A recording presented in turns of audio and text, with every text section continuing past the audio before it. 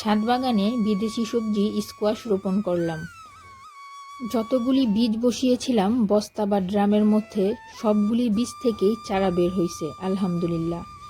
গাছগুলি দেখে বোঝার উপায় নাই যে এগুলি স্কোয়াশ নাকি মিষ্টি কুমড়ো শাক। দেখতে হুবহু মিষ্টি কুমড়া শাকের মতোই। যদিও স্কোয়াশ শীতকালীন সবজি, তবে ছাদ বাগানে টবের মধ্যে স্কোয়াশ 12 মাসে চাষ করা যায়।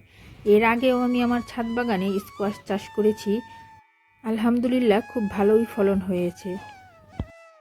আসসালামু আলাইকুম, কেমন আছেন সবাই? আশা করছি সকলেই ভালো আছেন আপনাদের দোয়ায় এবং আল্লাহর রহমতে।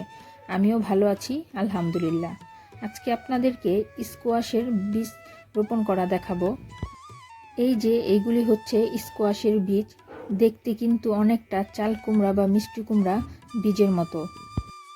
আমার মা আমার জন্য এই বীজগুলি নিয়ে এসেছে যাতে আমি ছাদে টবের মধ্যে স্কোয়াশ চাষ করতে পারি। এই যে দেখছেন বস্তা ড্রামের মধ্যে মাটি ভর্তি করা আছে। এই ড্রামটার মধ্যে আর বস্তার মধ্যেই আমি স্কোয়াশের বীজ বসাবো। এই ড্রামটার মধ্যে সাধারণত আমি ঝোপালো গাছগুলি রোপণ করি, তবে স্কোয়াশ যেহেতু খুবই অল্প সময়ে বড় হয়ে যায়, এই জন্য এখনই আমি এই ড্রামের মধ্যে আর বস্তার মধ্যে স্কোয়াশের বীজ বসাচ্ছি।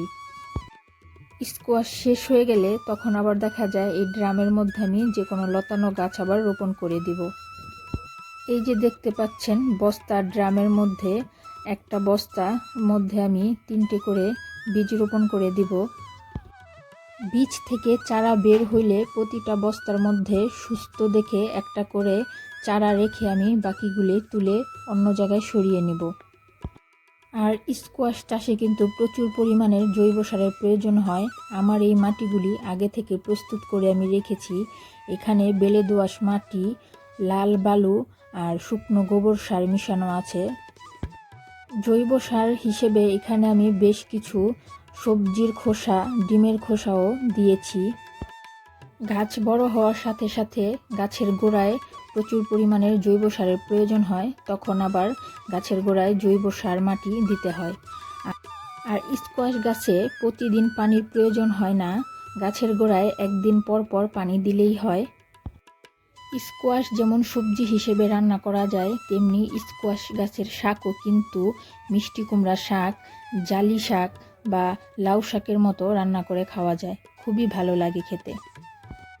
আপনারাও আপনার ছাদ বাগানে বিদেশি এই সবজিটি বস্তায় বা টবে করে রোপণ করতে পারেন।